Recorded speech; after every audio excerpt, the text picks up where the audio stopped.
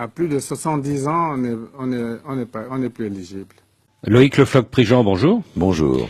Comme PDG du groupe Elf, au début des années 90, vous avez négocié plusieurs contrats pétroliers et vous dites que le seul président africain qui ne vous a pas demandé d'enveloppe à l'époque pour lui-même, c'est le Tchadien Idriss Déby. Absolument, oui, c'est une histoire absolument incroyable puisque je suis venu négocier chez Idriss Déby au bénéfice d'Elf et lorsque j'ai demandé dans quelles conditions, eh bien le président Déby m'a dit, écoutez, en bonus d'entrée, est-ce que vous pourrez verser $1 million au trésor tchadien? Et j'ai dit rien de plus, il m'a dit rien de plus. Et c'est la première fois et la seule fois que ceci m'est arrivé. Ce qui veut dire que les autres présidents de pays pétroliers que vous avez fréquentés, au Cameroun, au Congo-Brazzaville, en Angola, au Gabon, en Guinée équatoriale, eh bien eux, ils voulaient un bonus pour eux-mêmes. Hein. Oui, enfin, je pense que c'est un secret pour personne. D'ailleurs, tout le monde sait que le Nigeria, l'Angola, le Congo-Brazzaville et tous ces pays sont corrompus. Et donc, les premiers corrompus sont les présidents de ces États.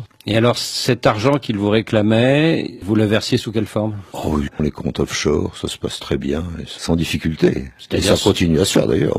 En fait, ce sont des virements bancaires. Quoi. Mais bien sûr. Alors, vous saluez donc ce geste d'honnêteté d'Idriss Déby, mais quelques pages plus loin, vous dites « Qui a fait de ce général jadis grand patriote et soucieux de bien faire un despote accroché au pouvoir au Tchad depuis 1990 ?» Oui, c'est dans le chapitre où je dis que sont mes amis devenus, c'est-à-dire que effectivement, j'ai rencontré beaucoup de chefs d'État qui avaient envie de bien faire, et puis avec les ans, avec les familles, avec les sireurs de godasses, ils sont devenus aussi corrompus que les autres. C'est terrible parce que beaucoup de gens parmi ceux-là, je les ai aimés en tant que chef d'État, j'ai compris qu'ils avaient envie de bien faire, et c'est de pire en pire, et la situation est de plus en plus explosive. Il y a un chef d'État africain que vous avez bien aimé lors de votre première rencontre avec lui, c'est dans un grand hôtel parisien dans les années 90, c'est le Congolais Denis Sassou Nguesso, mais vous dites que depuis l'accident de Mpila, cette fameuse explosion en mars 2012, il ne supporte plus la contradiction, y compris de votre part.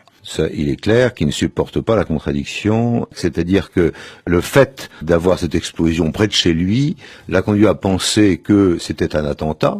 S'il y avait eu attentat, il y aurait peut-être eu attentat chez lui, et non pas forcément à l'endroit où il y avait les réserves d'armes. Et parce qu'il se méfie de tout le monde, et surtout des gens qui le contredisent. Je reconnais que je suis probablement un de ceux qui le contredisent le plus. Autre exemple de paranoïa, dites-vous, l'arrestation de nombreux opposants au Togo en 2013, après l'incendie des marchés de Lomé et de Kara. Oui, alors là, j'étais incarcéré à la gendarmerie nationale et ces incendies n'étaient manifestement pas occasionnés par l'opposition, on voit mal comment, et ça a conduit d'une part à arrestation de toute l'opposition et d'autre part à torture, et les tortures, ils se cachaient même pas puisqu'ils torturaient dans les couloirs près de l'endroit où j'étais incarcéré. Dans les locaux de la gendarmerie de Lomé. Dans les locaux de la gendarmerie de Lomé, la folie complète. Et donc je pense que ce délire est le propre de ces régimes dictatoriaux, et donc cette paranoïa, je l'ai vécu très très mal, je dois le dire, lorsque j'étais au Togo et au quotidien. À propos de François Hollande, vous dites la politique africaine de la France a été un mélange honteux de réelle politique et d'hypocrisie.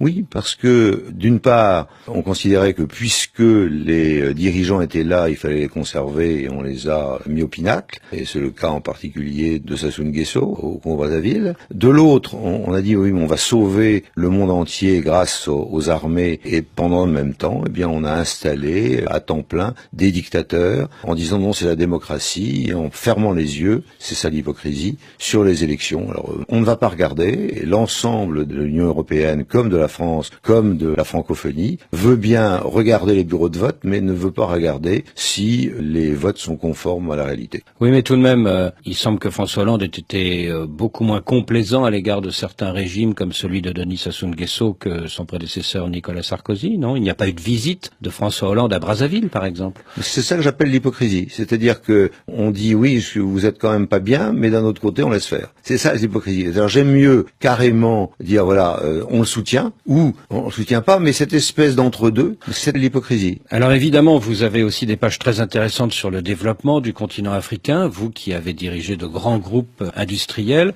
et vous dites, nous savons que les énergies renouvelables, c'est-à-dire l'énergie éolienne et l'énergie solaire, sont intermittentes. Il faudra donc que les pays africains aient tous recours aux énergies fossiles. C'est un plaidoyer pro domo pour le pétrole et pour le gaz, parce que vous êtes un grand pétrolier? Non, je crois qu'il faut être réaliste. Alors, par exemple, dans les pays comme le Togo ou le Bénin, il y a déforestation pour faire le feu sur des petits métiers en argile, et où la femme a une longévité faible à cause de tout ce qu'elle respire sur ces petits feux de bois. Donc on a déforestation, aggravation de la santé. La seule manière de faire aujourd'hui, c'est la bouteille de gaz. Et donc il y a un marché du gaz butane, du gaz propane, qui va se développer et qui est sain pour la population. Loïc Le Floch-Prigent, merci. Lorsque la Constitution est violée, les démocrates ne doivent pas l'accepter.